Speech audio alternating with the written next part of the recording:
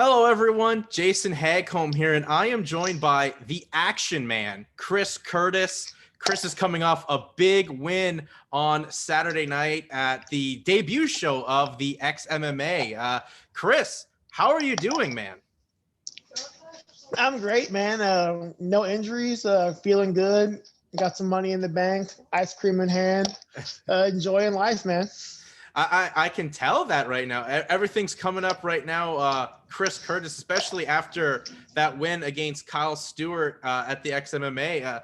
Let's talk about the performance, because honestly, it seemed like Kyle just wanted to grapple you up against the fence, and he broke down, he got tired, and your cardio won out, and you got the finish.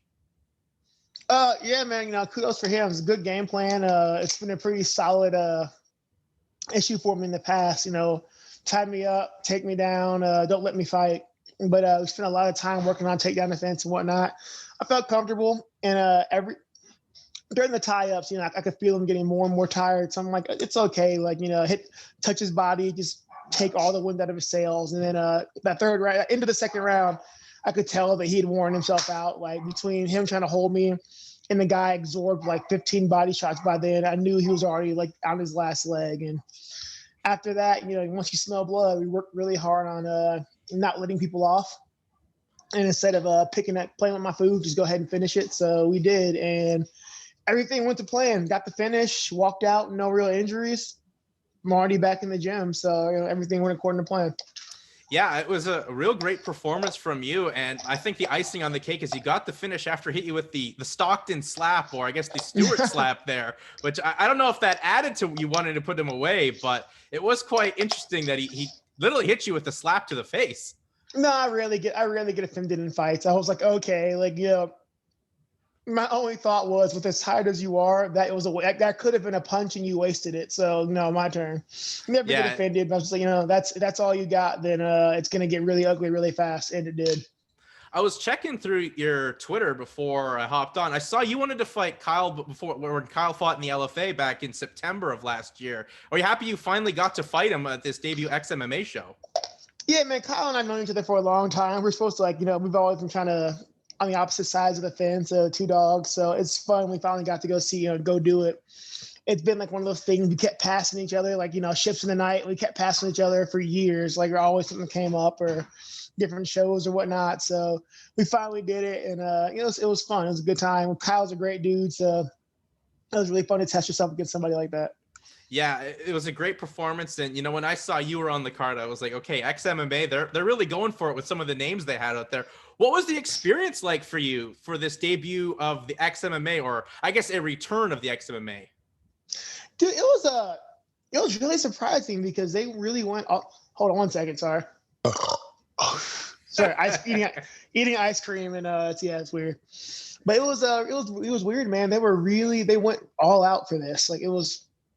You don't see many up-and-coming shows, especially ones coming back after a layoff, that put this much into it for their guys. Like, they treated us great. It was a great experience. The entire week was awesome. The production staff and everybody was really dialed in. It was a great experience. I was like, all right, I'll gladly fight back there. Like, it was a great experience. You don't see a lot of regional shows put that much effort into making sure the fighters are happy.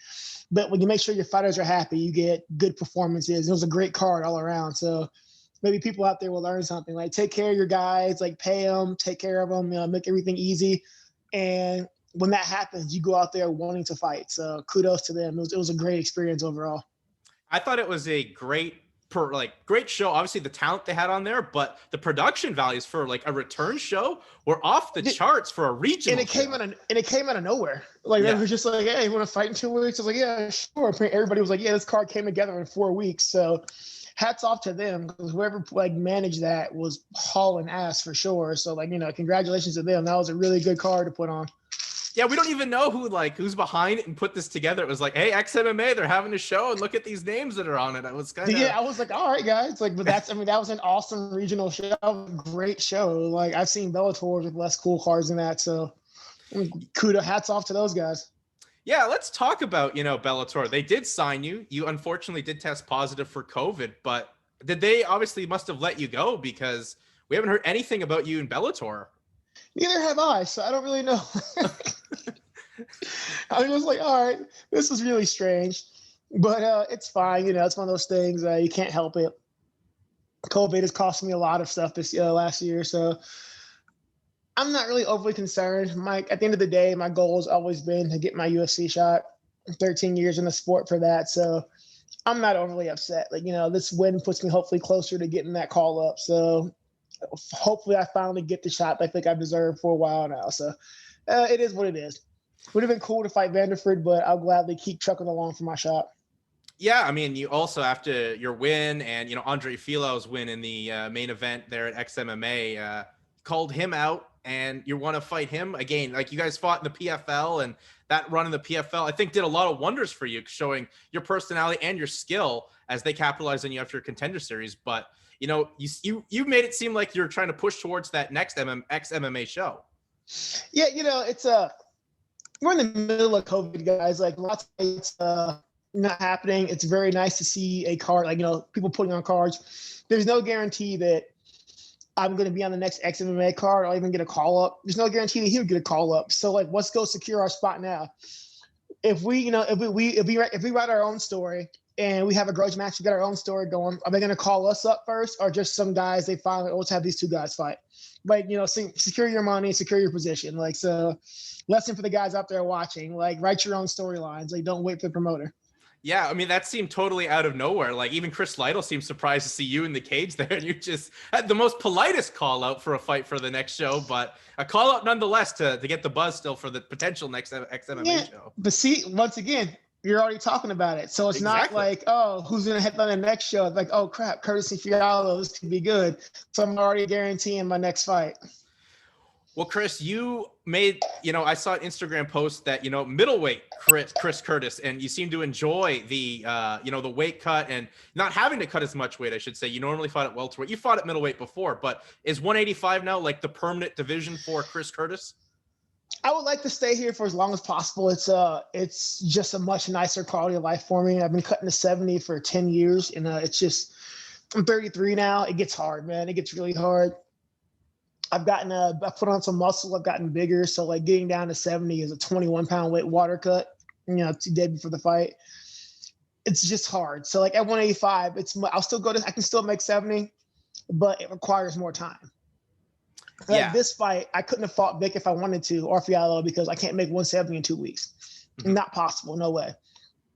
But I can still make 70, but 85, I'm 190 something pounds right now. It gives me some options. I can go up or down depending on how much time I have. So it's nice to be where I am right now, but I do prefer 85. It's much nicer. Way better quality of life. Quality of life, but healthier fighters is always a better thing for the fighters, but the product as a whole, and your performance showed that. So yeah, definitely. I think, if you stuck at 185, that'd be all right. I mean, let's talk about the one thing we talked off air, but your walkout. Rob Van Dam's one of a kind. I mean, what a choice. I thought one of the best walkout songs we've heard anyone use. And then after you got the finish, you did the Randy Orton RKO on him. How big of a wrestling fan were you? I'm a kid who grew up on wrestling, and One of a Kind is one of the best walkout songs I've ever heard for anything. The lyrics for that song are perfect for a fight.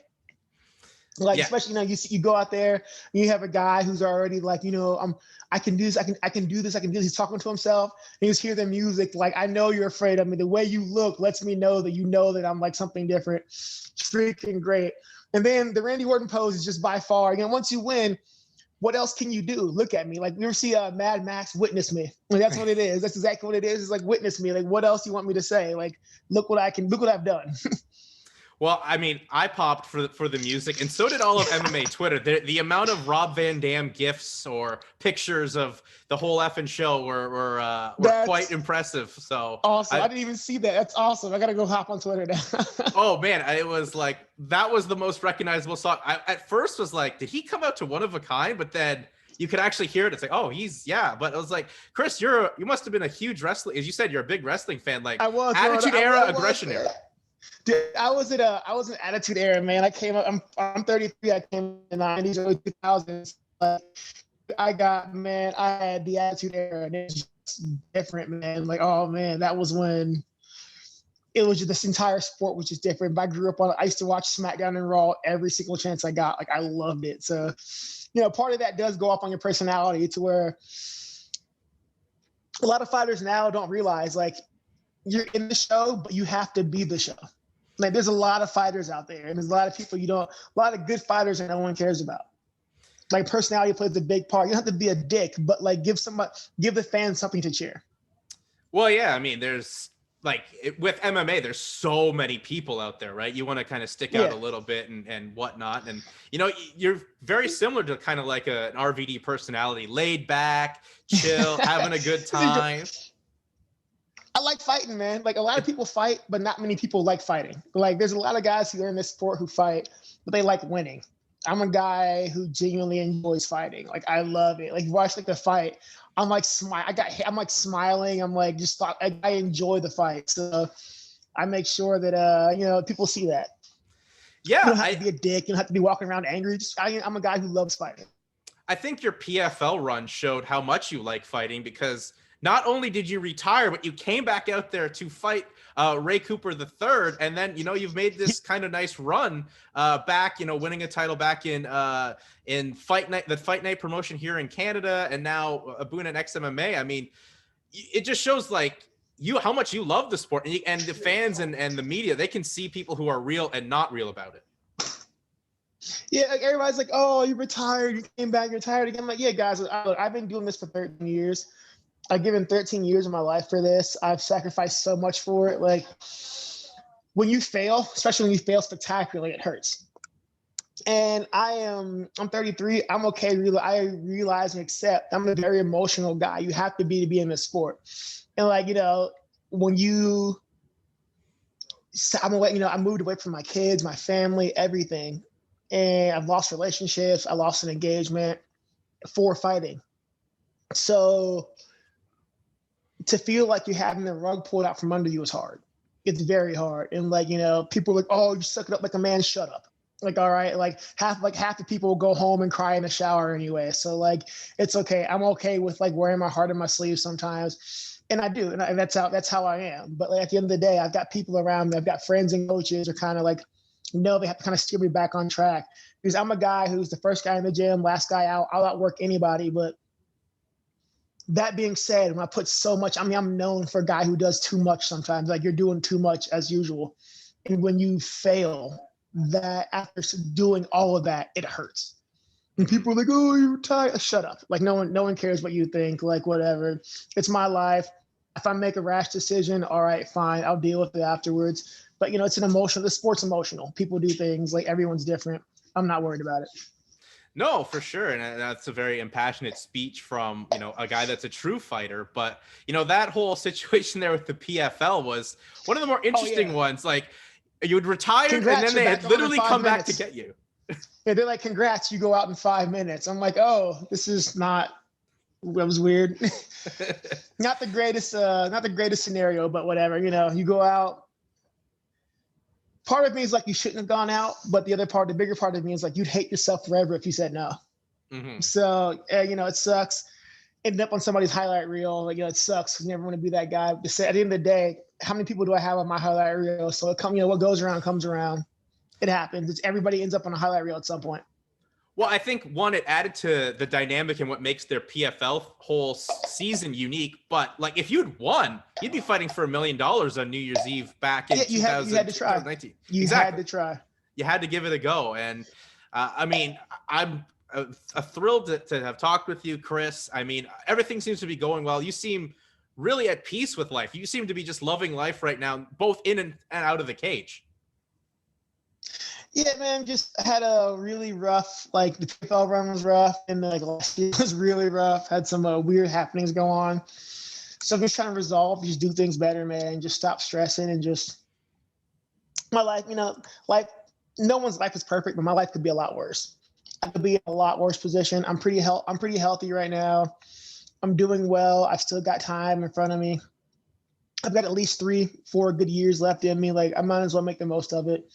And me being depressed and freaking anxiety riddled and whatnot isn't going to help me. I'm not going to get anywhere from it. So I might as well just try to enjoy it a little bit more and just enjoy the ride while I can. It's like I could be working I could have never fought and worked 9 to 5 my entire life and never have been in front of a crowd or been on TV and whatnot. So at the end of the day, I live a pretty charmed life. So I might as well try to enjoy it. Chris, how did you get over, as you said, that PFL run was rough and you had that COVID that stopped your Bellator debut, but how did you get over those struggles to become mentally tough and make you better off for it? Because I think a lot of people need to hear that kind of a message. For me, I had a lot of people, who were behind me, but the biggest one is having failed and went home and I'm emotionally crushed. I failed, blah, blah, blah. And my son's I don't really care. I'm sitting here I've lost, it's all gone. It's over. I'm not going to do. My son's I don't care. Do you want to play Minecraft? And I'm the one person who should be depending on me and everything. She'd be oh, it's all for him. He's you fought, you lost, whatever. You want to play Minecraft? He doesn't care. And I'm what am I? I didn't let him down. He's it's all right, it happens. Whatever. Let's go play a game.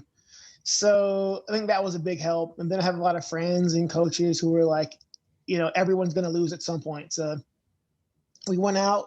It didn't go the way we wanted.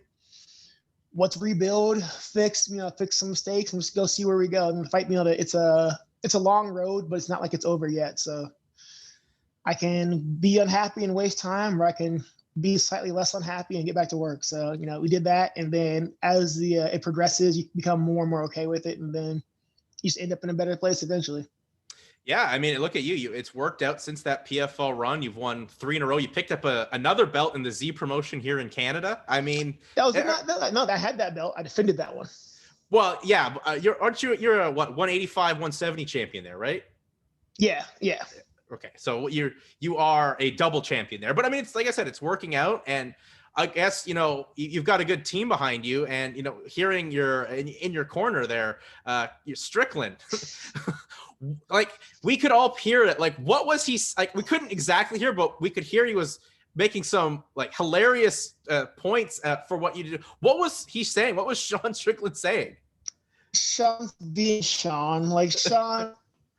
He's actively at the same time, simultaneously heckling my opponent, heckling me, and coaching me. So this is just how Sean is. It's not an act. It's a messed up part. This is just how he is. In practice, he'll heckle you as he's doing things. He's a good corner, but it's just Sean is Sean, and it's just his personality. So he knows his stuff, and the man knows how to fight, he knows how to corner, but he will inject his personality into all things because that's just what Sean does. Yeah, you know what? I think it added to your fight as well because, as we said, Kyle just was grappling up you against the fence, and then eventually you broke out and you got the finish and are off to a great start here in 2021. And hopefully, Chris, you can continue this because you only had that one fight in 2020, and now hopefully the XMMA or a UFC call-up happens. Chris, before I let you go plug yourself out there on social media because you have one of the more fun Instagram and Twitter accounts out there in the realm of mixed martial arts. Yeah, you guys can find me on Instagram at combat_513, or you can find me on Twitter at actionman513. Pop in, leave a like, leave a comment, say what's up. We'll try to have fun with it. I'm on Facebook. My Facebook is just me shit posting, or you can do that, whatever. But I shit post from my Facebook, FYI. So if you get mad, whatever. All right, Chris, thanks for the time and best of luck in 2021. And looking forward to see you get back in there because that was such a good performance for you on Saturday night for the return of the XMMA. That's everyone. The Action Man, Chris Curtis. Thanks, man. Thanks for having me on, man. I appreciate it. And thanks you guys for watching. I will see you guys later. All right. Thank you very much, Chris. Oh, thanks, man. Thanks for having me, man.